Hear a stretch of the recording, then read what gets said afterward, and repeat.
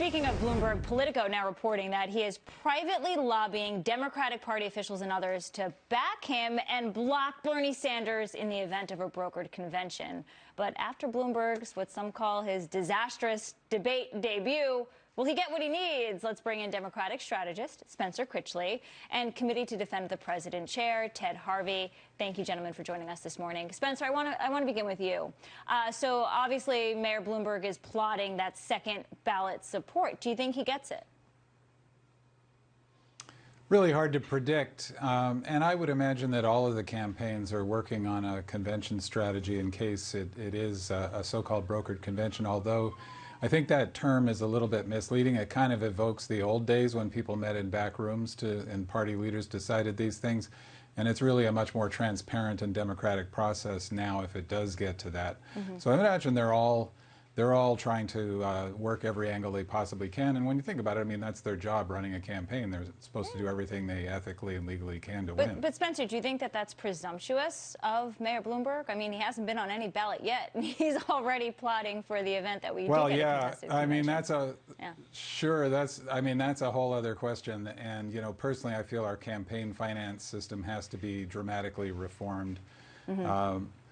You know, it's the system that we have, so, you know, Bloomberg gets to run funding himself as Tom Steyer does, or anybody else who can afford to do that kind of thing. You know, it's allowed, it's legal.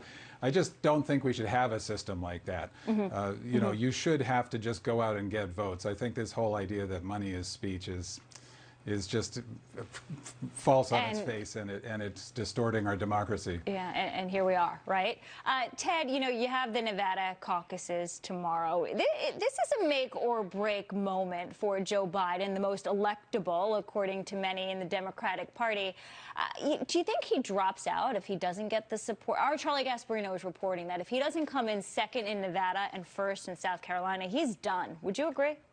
Well, he won't come in second in Nevada, I guarantee you that. And he will probably come in fourth place in Nevada. And if he does that, that will change the whole dynamics in South Carolina. And I don't believe he will come in first place in South Carolina. And if that happens, then yes, I think he will drop out. And I've been saying that for months now, that he won't be able to make it out of South Carolina and be on the top line, and he'll be forced to drop out. And we'll be left, the Democrats will be left with Bernie Sanders or Bloomberg. And in the end, Bloomberg will outspend Bernie Sanders. He already is spending $1 million a day on social media. That's where most people get their information. Bloomberg's going to win the nomination, and it's going to be an incredibly divisive campaign for the Democrats. And it couldn't happen to a better party that is pushing socialism and normalizing socialism in America today, and that's not where the American mainstream is today.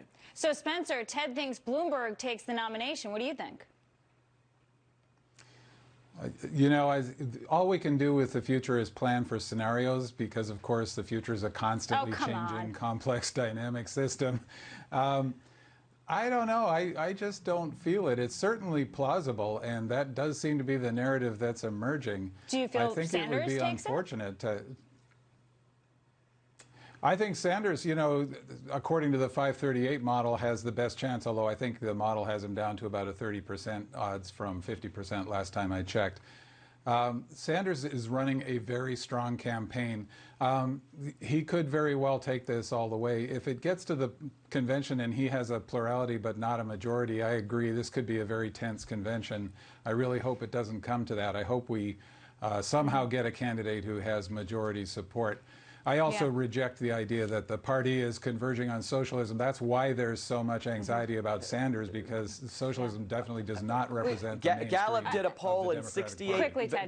Gallup did a poll, and 68% of Democrats said they would vote for a socialist nominee. That is where the Democrat Party is right now. They're so far to the left. They're so far out of the mainstream America that they would vote for a socialist. The party is being pushed left. That's why the debates were so exciting and so many people viewed. We do have to leave it there. This is another topic for another day. Spencer, Ted, thank you. We got to wrap. Thank you. I'm up against the clock here, guys. So much to say, so little time. All right, let's get back to the markets. Look at the